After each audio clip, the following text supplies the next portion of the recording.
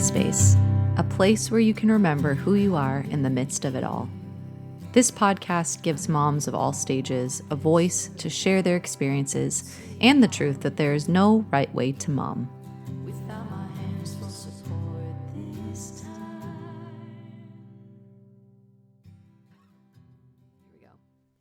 Welcome back to Mommispace. This is Bree, and today I am here with a dear friend and past interview guest, Aubree Coots. Aubree, welcome to the show.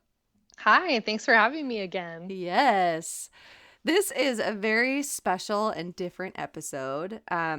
This month we're focusing on mental health, but today's episode will be kind of separate from that category because there are some big changes happening in my world, and I don't know how else to say it, but I've been kind of prompted the past couple months to find somebody who has a heart for this kind of community and podcast to pass off to, because there are just some things that have kind of been stirring in my own heart and convictions I feel I need to go after, specifically for music.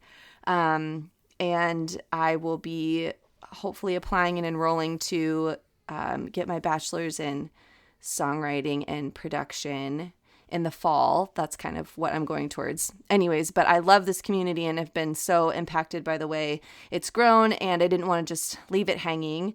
And so Aubree was the first person that came to mind.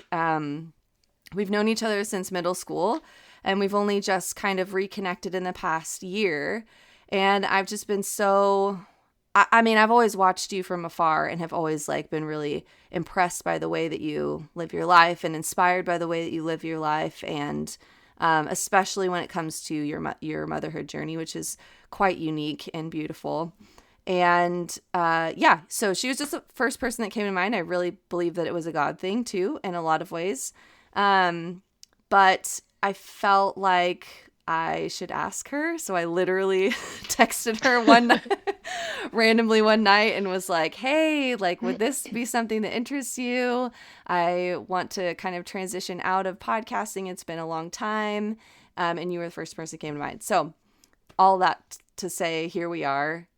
She said yes, and we are going to take this month to kind of do that transition. So this episode is to explain that. I'm really nervous right now because this is, kind of a big deal. I love this community. I love how it's grown, and it's meant so much to me. It was emotional, honestly, kind of processing through it. I was talking to my husband and my mom the other day about it, and they're like, wow, it's kind of a big deal. I was like, yeah, I realized I started this before Bobby was even born. So I've, done it her whole life, and I've learned so much. So yeah, this is a special thing, but also emotional. So anyways, I guess I'd love, Aubree, if you could kind of share your story again with those that are new, or even people that may have heard your past episode. I think it would be great to have a refresher because a lot has changed since then. It's almost been a year, I think. But yeah, why don't you tell us about you and maybe some of the things you're excited about and taking over and all that good stuff. Yeah. Well, first off, thanks, Bree, for asking me. And even just you right now, sharing a little bit of the background, and you sharing that you started this before Bobby was even born. That makes me emotional. I'm this is such a special thing that you've created. And I'm so thankful that I've been able to be a part of it, and even to watch you in the last year and a half, and to watch this podcast grow, and just the Mommispace community grow. I'm really thankful for the things I've learned from you and from the moms that you've interviewed in the last couple of years. So thank you for what you've done in this already and what you've created. And honestly, I feel so honored to take it on, and I hope that I can just continue the Mommispace legacy that you've created. So yeah, I just wanted to start by saying that. But yeah, okay, so a little bit about me. My journey to motherhood, as Bree shared, is a little bit different than most. a little more unique. So I've been married almost 5 years to my sweet husband, Alexis. And we, about 2 years into marriage, wanted to start growing our family. And we had talked about, we knew that we wanted to adopt. And at that time, we actually decided that we were going to start the process of becoming certified foster parents because we just had learned more about foster care through friends at our church and learned about just the need for foster parents in general and just the reality that a lot of children in foster care end up needing adoptive homes. That's not the purpose. That's not the goal. And it's kind of interesting. That's a part of my story too, is going into foster care. That was my goal. I was like, I want to like go in, get my baby, get out. It was very Wow. selfish. And I think I've learned a lot in the last almost 3 years of being a part of the foster care process, of just the realities of that can't be your mindset. Or if it is, it gets Wow. shattered very quickly. Wow. um, so anyways, yeah, about about 3 years ago now, we started the process of becoming certified foster parents, and about 6 months later, we were certified. And about a month after that, got our we got our first placement, two little girls, sisters, Lizzie and Susie, and they were our first babies. And we got to be their mommy and daddy for about 11 months. Um, and during that time, I learned a lot very instantly. For anyone that's seen that movie Instant Family that came out last year, a lot of those things are very real. A lot of those thoughts that even that are portrayed in the movie, I'm sure a lot of foster parents have felt at different times.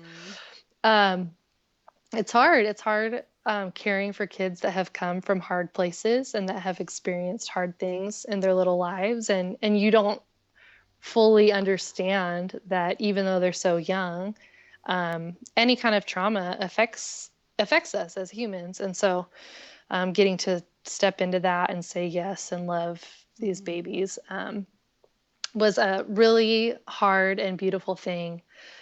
So, like I said, they were with us for about 11 months, and then they ended up actually moving to some family members, and they were with that aunt and uncle for almost a year as well. And then they ended up actually reunifying with their birth mom, Wow. which is kind of a beautiful story of Wow. redemption. And we still have a relationship with them. Oh, wow. So the last time we saw them was a few months ago, but we're hoping to actually have their whole family over this summer, Oh my and goodness. have them meet our kids now. And so it's just cool how God Wow. works.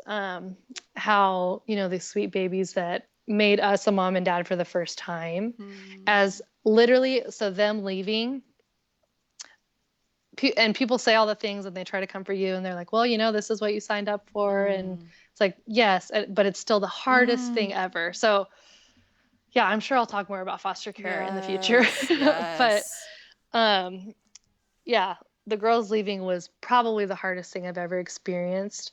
Um, but having them was one of the best things I've ever experienced. And it's a big reason why we said yes to do it again. Because we knew that in the midst of heartbreak, there was hope. Just being reminded of, like for myself as a believer, my hope is in Jesus ultimately. But just having our family and church community and friends come around us in that time of loss and getting to walk through that with us, we knew like, okay, we're going to be okay. And the pain that these kids in the system that they go through, they don't sign up for it. They don't choose it. They're thrown into it. And us getting to love on them for however long that is worth any kind of heartbreak that we Wow. had to go through. So Wow. even that is like easier said than done. Even me saying it right now, I'm like, it's still, I am so thankful that Lizzie and Susie are back with their mama and that we have a relationship with them, and that they're doing well and they're healthy. And I'm really thankful for that. But it was still hard and it was still a Yeah. loss. Yeah. Yeah. Um, so Yes. So the girls left, and then about, actually, this is kind of cool, crazy. We knew we were going to do it again. We knew there was more kids that needed loving homes, whether that was temporary or forever. So actually, the day after they left is when I first found out about our three kids. I Wow. found out that these kids were in a foster home. They had been for about 8 months.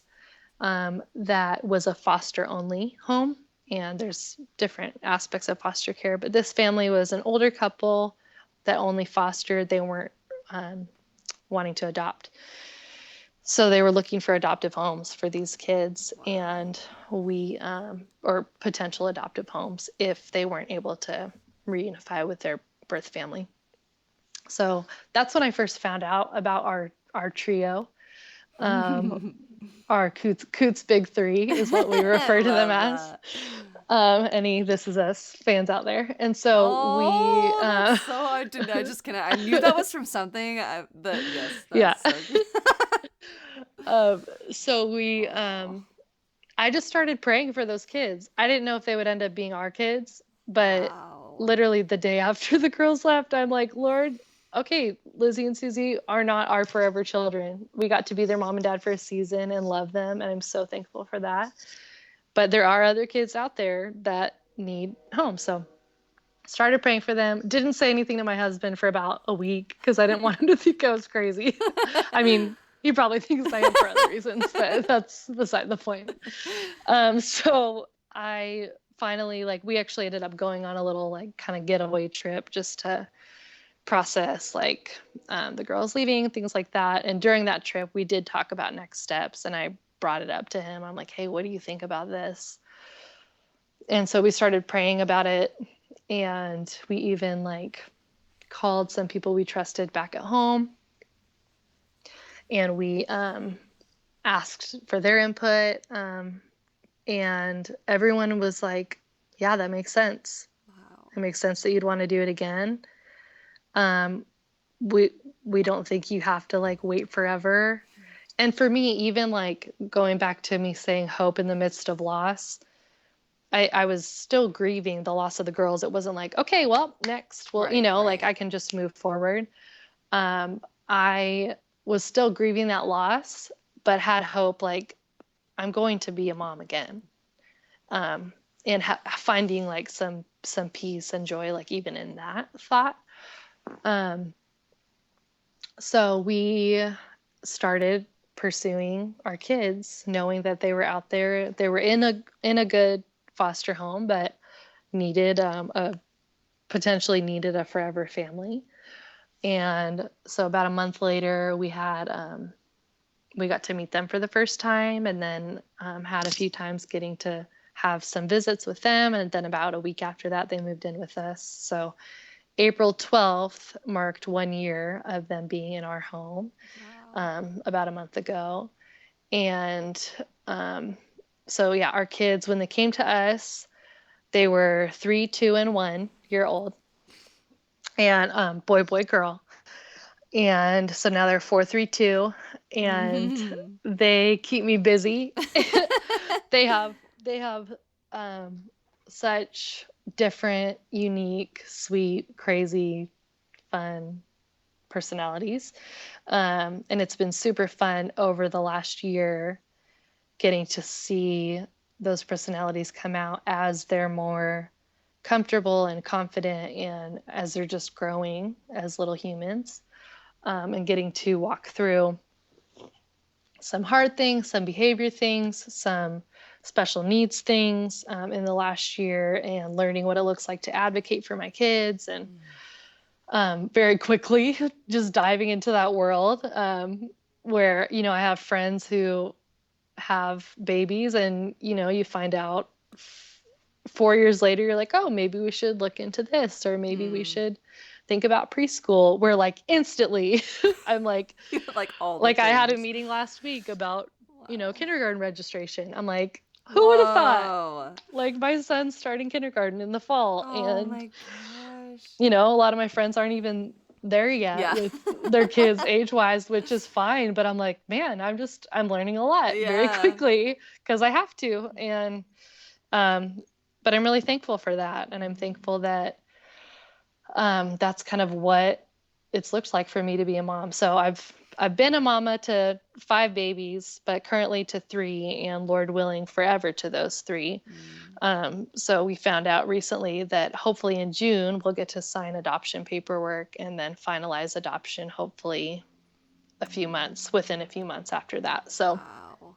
yeah, we love our babies, and if the Lord changes that and they end up for whatever reason not being with us forever, then we'll walk through that when we need to. But we're really thankful for them and for the things they've taught us. And um, yeah, being a That's mom's amazing. the best. That's the It's like best. so tiring, but the best.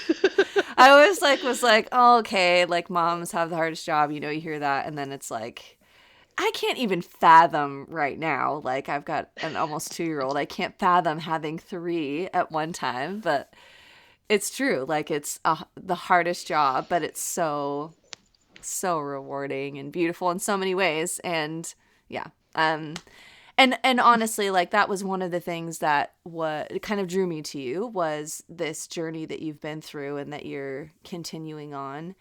Um, when we met up once to talk about it, or I forget when it was, but I remember you saying something about like, is it weird that I haven't like birthed my own child at this point? And I was like, Yeah.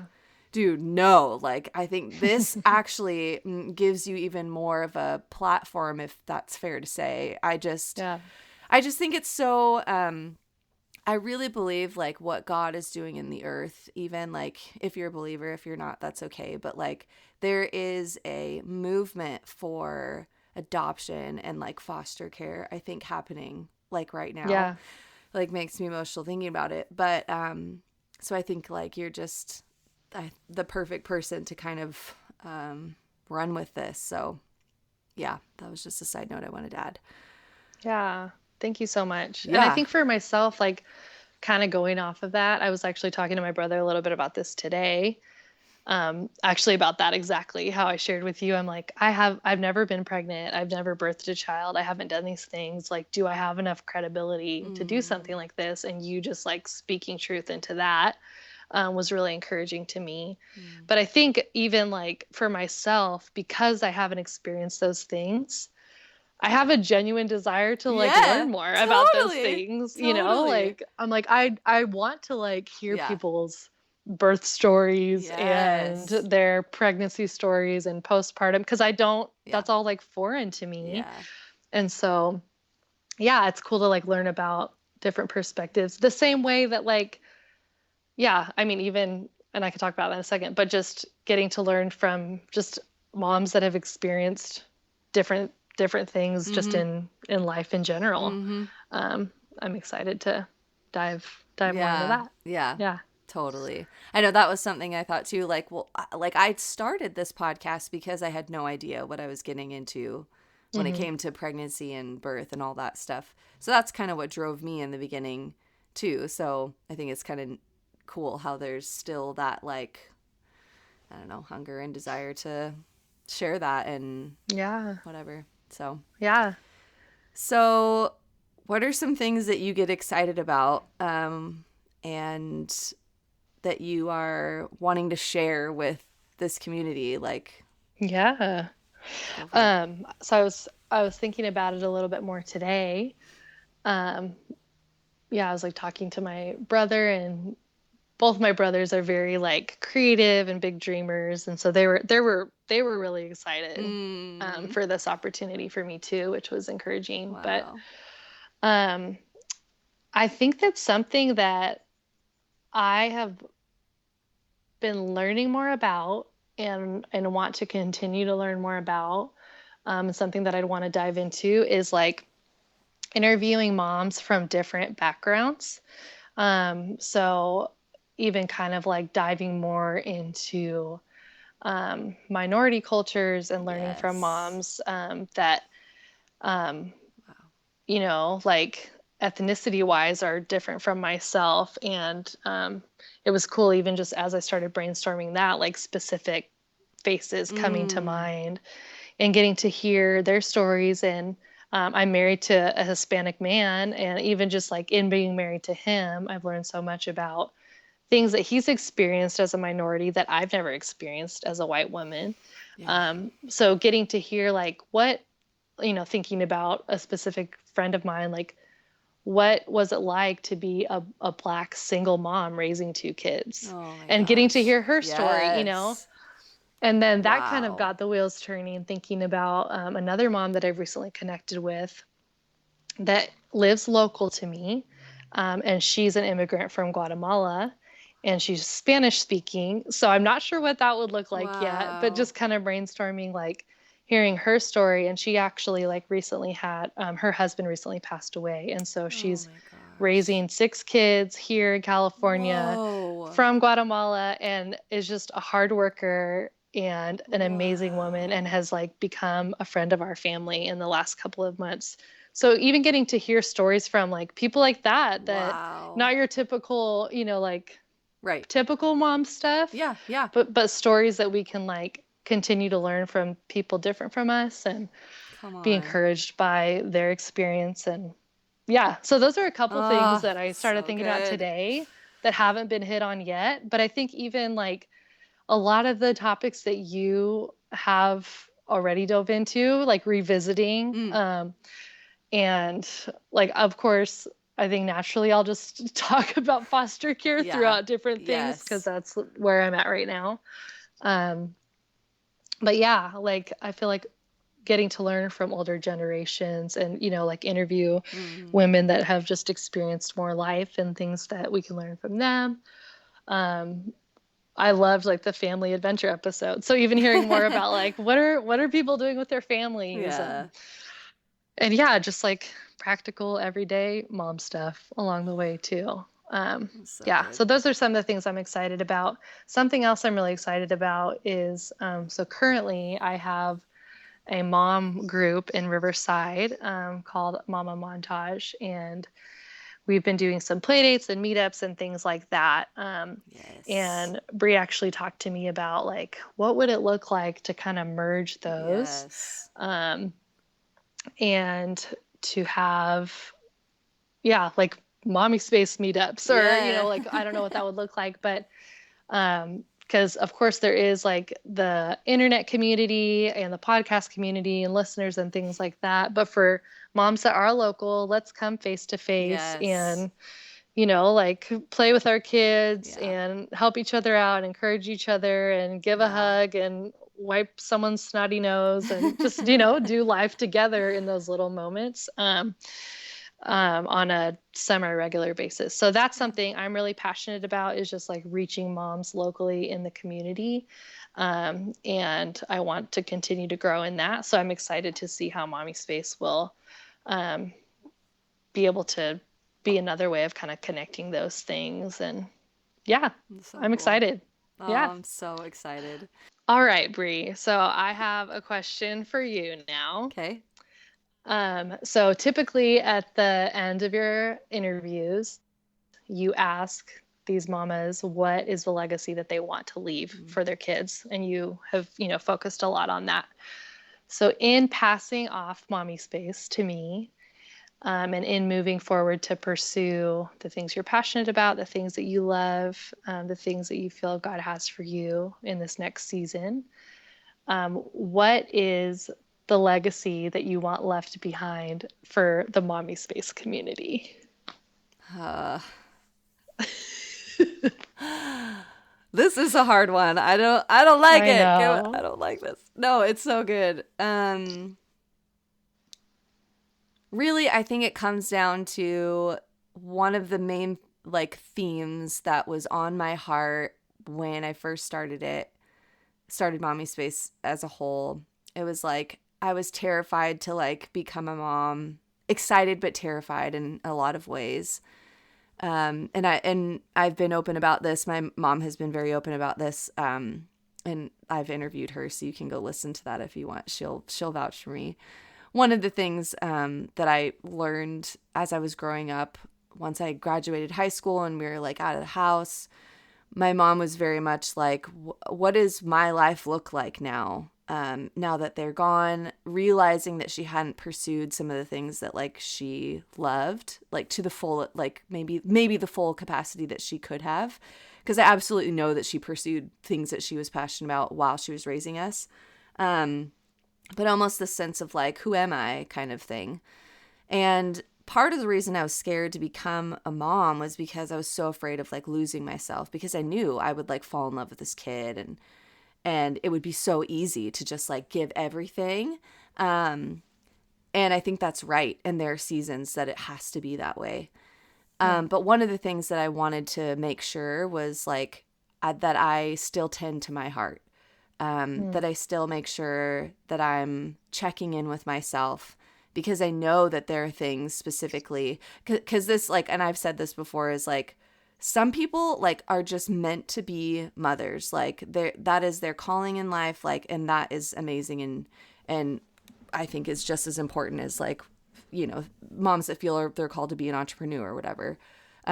So for me, I knew that I needed to have something other than just being a mom in order to like sustain a healthy heart and soul, you know?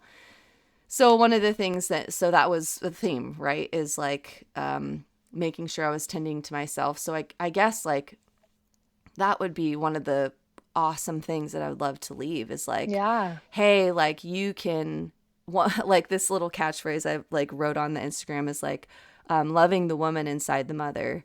That I think kind of sums it up, is like, making sure that like you remember who you are and that you don't stop pursuing what you love, because then you're teaching your kids, like you're teaching them how to run after those things, and in a way that's like honoring and like respectful in the midst of like raising a family. So yeah, that was kind of a long version of just what I'd like it to be. Loving the woman inside the mother. So no, that's a great answer. And I'm really thankful that you shared that. And I think like I will do my best to try to even continue to encourage women in that. And I think that that's very true. Being a mom is like such an important and special job. But it's not all that we are. And so, being reminded of that, I think is really important too. So thanks for sharing that. That was a great answer. Thanks for asking. I think that's a good way to kind of wrap it up. Oh man, this is very exciting. I'm very, very excited. I know we'll have more things that come up and that we'll share like in the next month. Aubree and I will be kind of partnering on the social media side as well as the podcast. She'll kind of shadow me for the next month and pipe in here and there, with the guests for specifically mental health. And so you'll hear us and see us together and all that. I'm not totally gone yet. You haven't gotten rid of me yet. Maybe you're ready. Maybe I should just leave. I'm just kidding. No. We'll do this well. We're going to do this well. Anyways, Thank you, Aubree, for doing this with me and for saying yes. I just have this feeling it's going to be, I don't know, no matter what, it's a really beautiful thing. But I feel like there's something special that you bring, and an authority, and just a really unique perspective that you bring that's going to kind of shake stuff up for a lot of people in a good way. So thank you. Hopefully. Yeah. Maybe not. Maybe that's good if it's not. Yeah.